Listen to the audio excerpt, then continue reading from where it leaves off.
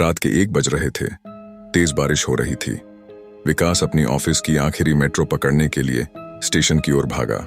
जब वह प्लेटफॉर्म पर पहुंचा तो उसे अजीब सा खालीपन महसूस हुआ। आमतौर पर इस समय भी कुछ लोग नजर आते थे, लेकिन आज चारों तरफ सन्नाटा था। जैसे ही ट्रेन आई, दरवाजे अपने आप खुल गए। विकास ने अंदर झांका, कोई भी यात्री नहीं था।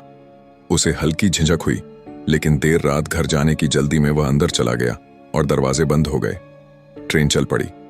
विकास ने अपने फोन पर टाइम देखा, 1:05 AM।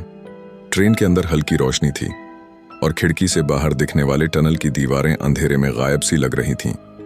कुछ मिनट बीते, लेकिन अगला स्टेशन नहीं आया। विकास को अजीब लगा।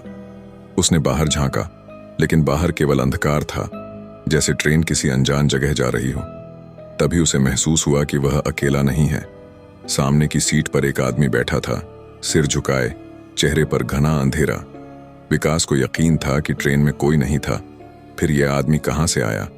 उसने धीरे से पूछा, भाई साहब, ये ट्रेन कहां जा रही है? कोई जवाब नहीं। तभी आदमी ने अपना सिर उठाया। उसकी आंखें सफेद थीं, बिना पुतलियों की। वह मुस्कुराया, लेकिन उसकी मुस्कुराहट में कुछ अजीब था, जैसे वह किसी अनजान रहस्य को जानता हो। विकास के रोंगटे खड़े हो गए। वह तेजी से दूसरे कोच में भागा, लेकिन वहां और भी यात्री बैठे थे।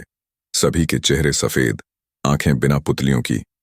तभी ट्रेन का स्पीकर अचानक चालू हुआ और एक धीमी, डरावनी आवाज आई, ये आखिरी यात्रा है, अब कोई वापसी नहीं।